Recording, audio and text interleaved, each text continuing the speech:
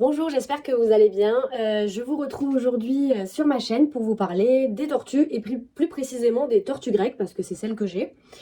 Pour faire un peu un topo général sur les tortues grecques, c'est une espèce de tortue de la famille Testudinidae. Je vais y arriver, j'ai des notes parce qu'il y a des choses que je connais pas par cœur. Alors, elle est appelée tortue mauresque ou tortue grecque et elle est originaire des régions méditerranéennes, donc Espagne, France, Italie et surtout Sardaigne et Corse. Donc, elle va vivre dans des endroits où il fait chaud, pas toute l'année, mais où l'été il fait bien chaud. Donc, durée de vie 50 à 70 ans. Alors, ça dépend parce que j'ai trouvé plusieurs sources. Alors, je citerai mes sources d'ailleurs en barre d'infos. Mais certains disent 50 à 70, d'autres 60 à 80. Et en moyenne, dans la nature, c'est 40 ans, mais en captivité, ça peut atteindre 100 ans, parce que ben voilà, on s'en occupe bien en captivité et on répond à tous ses besoins, il y a de la surveillance, etc. Il y a moins de prédateurs, il n'y en a même pas. Donc ça permet d'avoir une espérance de vie beaucoup plus importante. La maturité sexuelle est entre 7 et 11 ans. Donc ça arrive assez tard, mais il faut dire que c'est un animal qui vit très longtemps. Et c'est pour ça notamment aussi que c'est un animal qui a besoin d'hiberner, ça on en parlera aussi. Mais c'est parce que c'est un animal avec un système lent en fait. Et c'est ce système lent qui fait qu'elle peut vivre très longtemps. Moi, personnellement, j'en ai trois. Je vous mettrai des vidéos. J'en ai une qui est juvénile, donc toute petite. Et les autres, elles ont entre 15 et 20 ans. Voilà. Je les ai adoptées en fait parce que j'ai fait ma déclaration de détention pour la première. Et en fait, on m'a proposé d'adopter une autre tortue et encore une autre par la suite. Donc la première est en terrarium et les deux autres sont dehors dans un enclos. Mais voilà, ça on en parlera plus tard. Alors déjà, pour parler de l'alimentation, ce qu'il faut savoir sur les tortues, c'est que ça ne mange pas que de la salade comme certaines personnes peuvent croire, parce qu'en fait, il leur faut une source de calcium, et la salade n'a pas de calcium. Donc en fait, c'est vrai que moi, quand j'étais plus petite, j'ai eu des tortues, et on leur donnait que de la salade, mais en fait, c'est pas du tout ça. Il faut leur donner du pissenlit, les feuilles de pissenlit aussi. Nous, on leur donne pas mal de... Comment ça s'appelle? On lui donne pas mal de plantains, parce que c'est ce qu'on a beaucoup... dans le jardin. Et là, voilà, j'ai beaucoup appris avec ce livre qui vient de La Ferme Tropicale, Tortue de jardin. Et il est vraiment très très bien fait et très complet. Donc là, on dit, voilà, les plantes préférées de mes tortues, grand plantain, trèfle, pâquerette, chardon, luzerne, feuilles de vigne, plantes grasses, fleurs de courgettes, feuilles de concombre, courges, choux verts, choux de Chine, voilà. Donc c'est assez important le nombre de plantes qu'on peut donner, sachant que voilà, c'est strictement herbivore et les fruits et les légumes ne conviennent pas. Alors de temps en temps, voilà, ça peut arriver, c'est comme une friandise en fait, comme quand on a des chiens, des chats, on leur donne de temps en temps des friandises, ou nous aussi quand on s'achète un Kit Kat pour se faire plaisir, voilà, c'est pareil. Parce que par exemple, ça m'arrive de lui donner des tomates, mais voilà, j'essaye de faire avec parcimonie parce que c'est clairement pas l'alimentation de base. Et donc comme je disais, le calcium est vraiment très important pour leur alimentation. Donc 90% de l'alimentation doit être composée de végétaux riches en calcium, c'est ce que je disais. Donc les végétaux dont je parlais, voilà, il y a aussi endives, feuilles de radis, feuilles de brocoli, oranges et figues. Et les 10% seront des végétaux moins riches, donc voilà, les fruits, etc. Pommes, fraises, tomates, poires, salade romaine, voilà. Parce que ça, c'est moins riche en calcium. Sachant que l'apport en calcium sera plus important pour une tortue qui est à l'intérieur. Parce qu'en fait, le calcium s'assimile avec le soleil, avec voilà, donc c'est pour ça que notamment on utilise une lampe UVB dans le terrarium pour que le calcium puisse être assimilé. Et c'est un animal qu'on appelle à sang froid, c'est-à-dire qu'elle ne peut pas se réchauffer d'elle-même comme nous, par exemple, quand on a froid, notre corps va s'adapter. Elle non, donc il lui faut vraiment de la chaleur. Et sinon, on peut ajouter des compléments à l'alimentation, mais voilà, c'est vraiment pour complémenter. Moi, je leur mets des petites croquettes. Enfin, je lui mets dans le terrarium à l'intérieur, à l'extérieur, ça, on leur donne pas. Mais voilà, je mets des compléments pour tortues, des compléments secs. Il faut alors aussi les complémenter en vitamine D3. Donc en fait, il y a du calcium seul et il y a du calcium avec D3. Sachant que pour la D3, on n'a pas trop d'informations sur combien il faut leur en donner, etc. Donc il faut y aller avec parcimonie quand même. Parce que il peut y avoir un surplus de calcium et ça c'est très mauvais aussi. Donc voilà, de temps en temps, vraiment donner de calcium avec de la D3, mais voilà, comme je dis, faut pas que ce soit très souvent. La tortue qui est à l'intérieur, je lui mets un petit bouchon en fait de bouteille avec du calcium dedans et elle va se servir comme elle veut, elle se gère elle-même.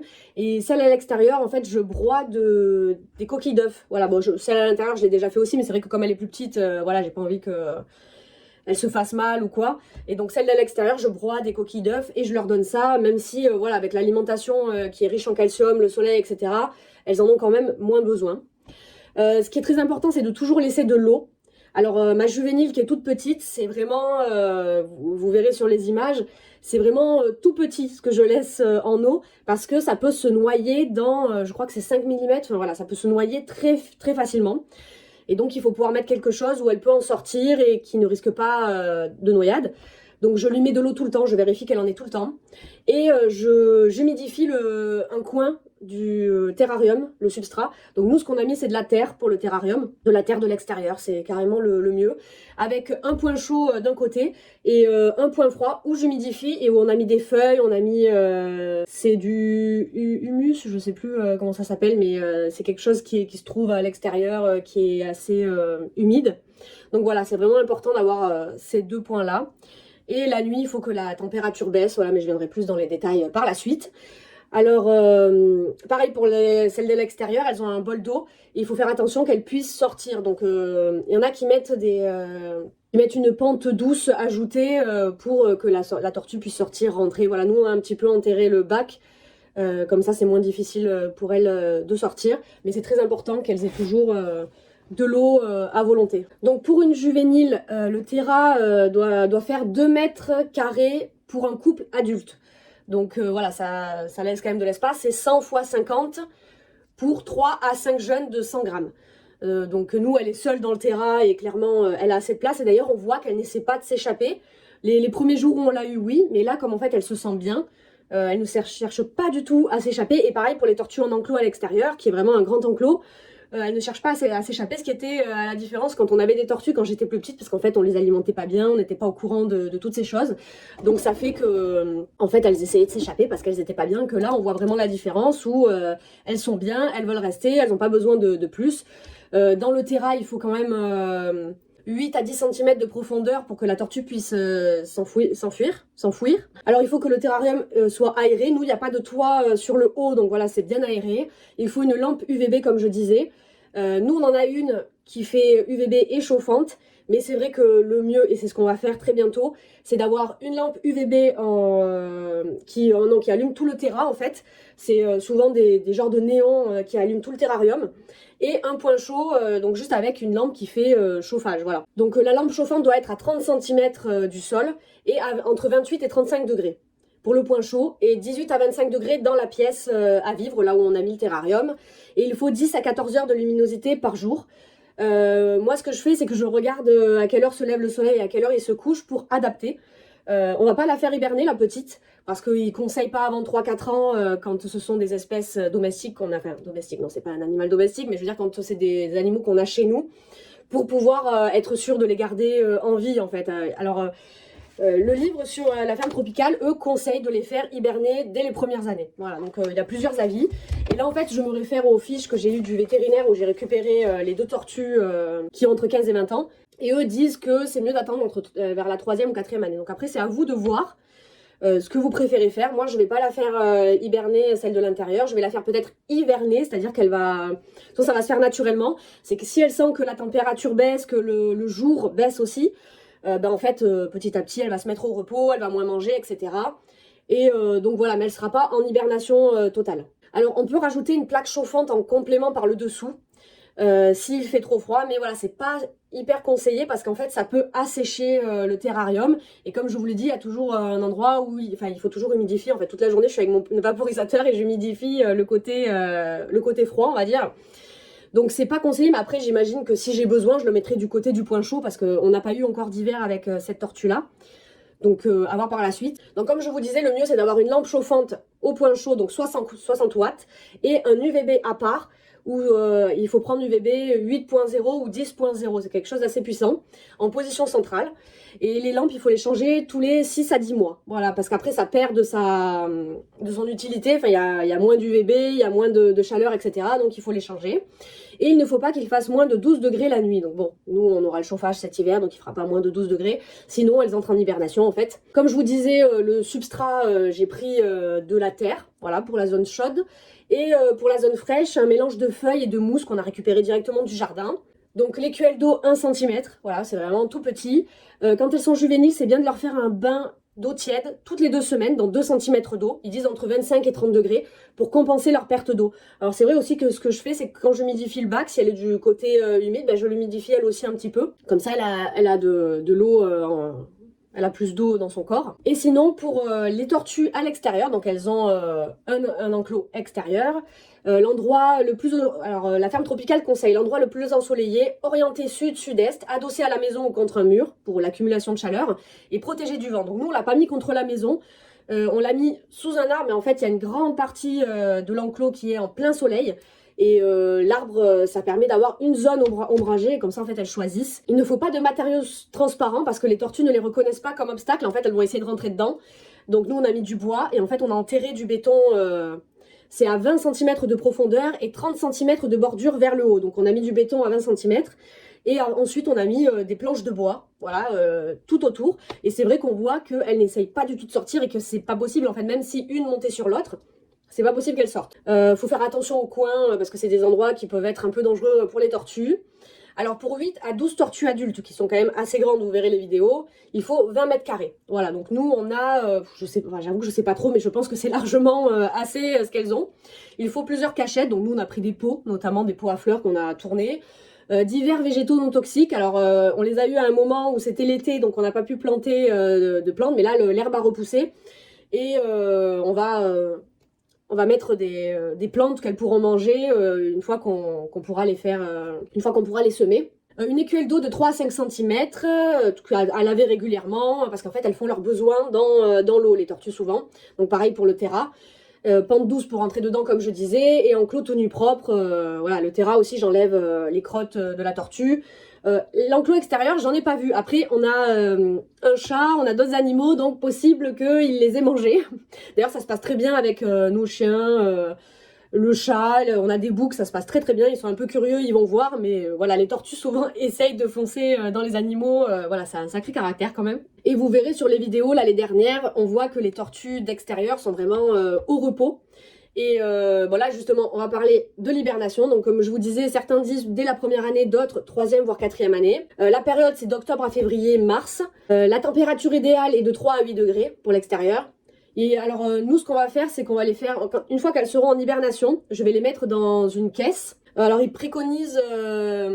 ils indiquent de prendre une caisse en bois d'une profondeur minimum de 30 cm et d'isoler avec du polystyrène, avec du substrat meuble. Donc, je pense qu'on mettra de la terre et légèrement humide. Voilà, il faut donc toujours un petit peu d'humidité pour garder une hygrométrie correcte et éviter la déshydratation de la tortue.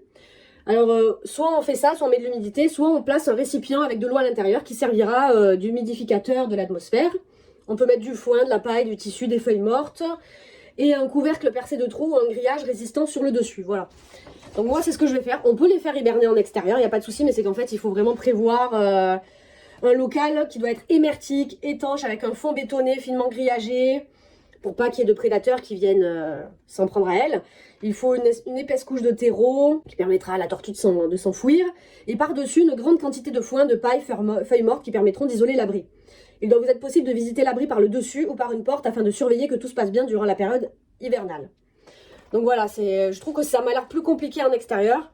Alors je pourrais les faire toutes seules, aller s'enfouir, etc.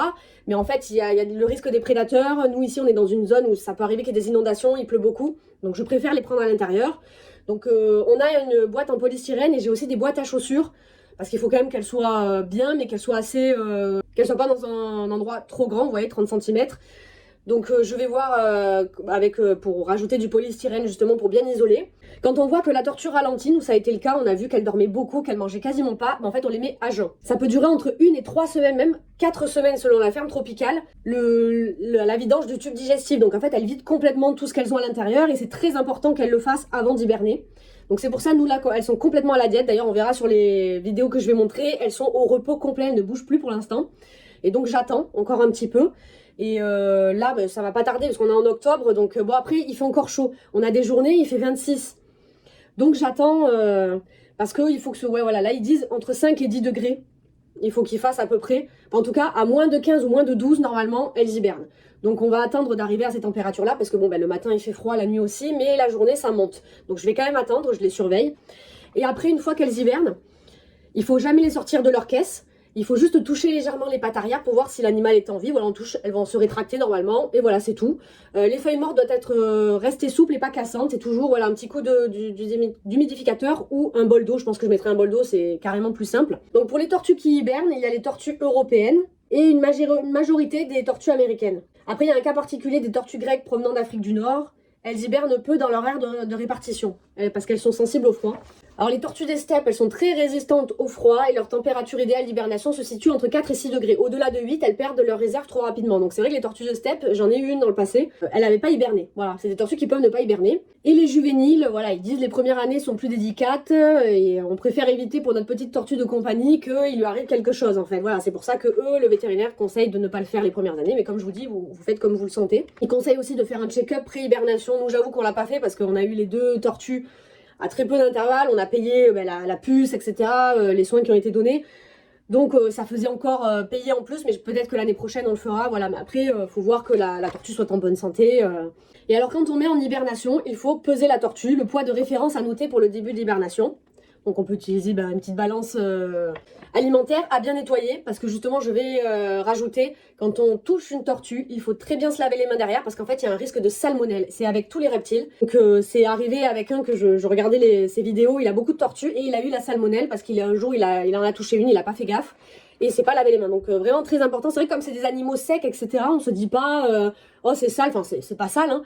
Mais du coup voilà, pour nous c'est un risque d'attraper ça. C'est une zoonose, si je dis pas de bêtises, qui se passe de l'animal à l'humain. Et donc voilà, c'est très important de se laver les mains.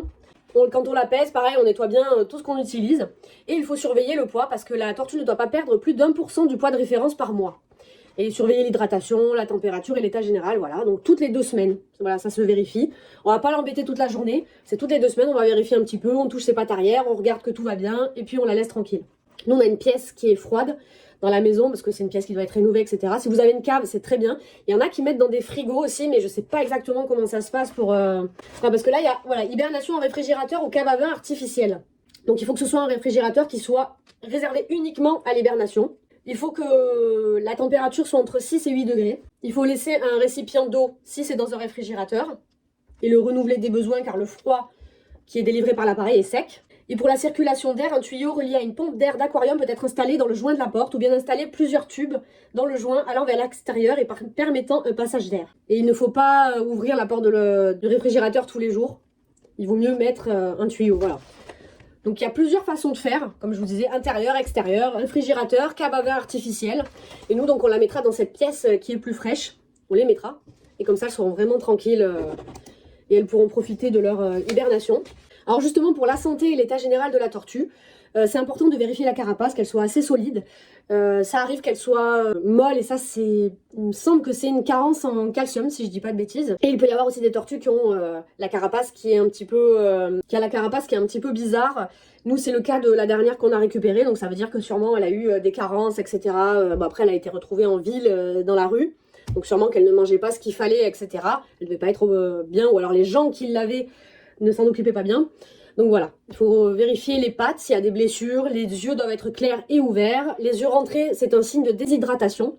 Le nez doit être sec, la respiration silencieuse, comme nous, si on respire avec du bruit, bon, ça veut dire qu'on est malade. Le changement de comportement peut indiquer une maladie. Et si jamais elles sont en intérieur, il ne faut surtout pas les placer sur le plancher de la pièce parce qu'elles pourraient prendre froid. Le sol est trop froid, c'est vraiment une tortue qui aime la chaleur. Et s'il y a une maladie, il faut aller voir un vétérinaire spécialisé dans les nouveaux animaux de compagnie, donc NAC. Nous notamment, c'est Exotica à Bordeaux, voilà, là on les a récupérés. Et si jamais il y avait un souci, il faudrait aller, non, c'est au Haillan, pardon, c'est pas à Bordeaux, c'est le Haillan.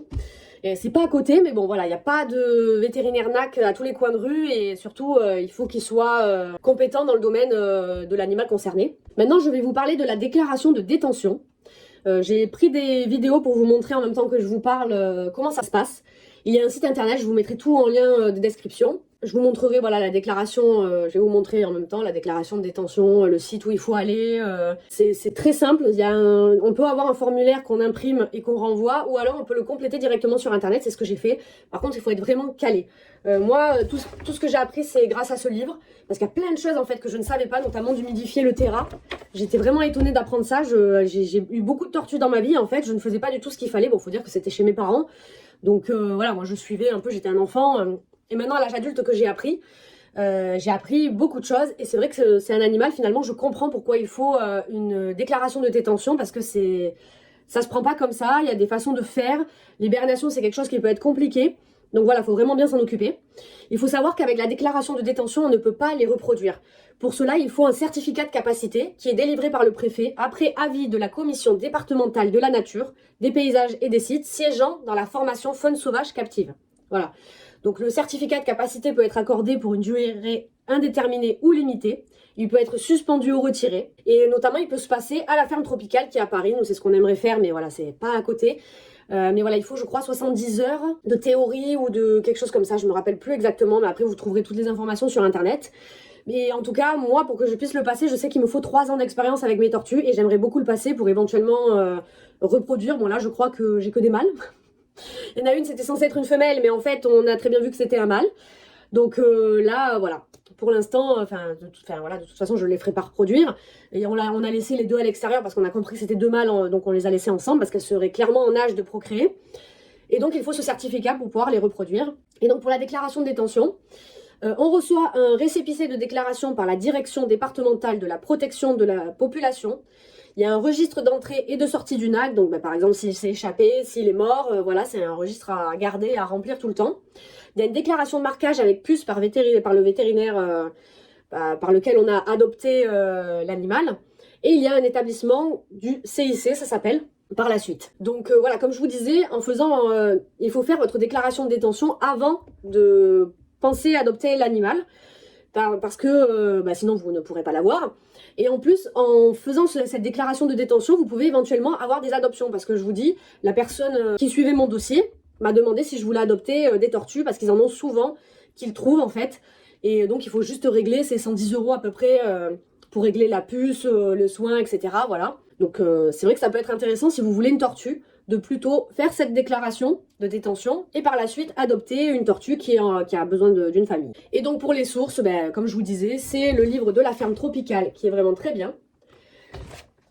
Ces documents que j'ai eus du vétérinaire et les sites internet pour la déclaration que je vous mettrai en barre d'infos.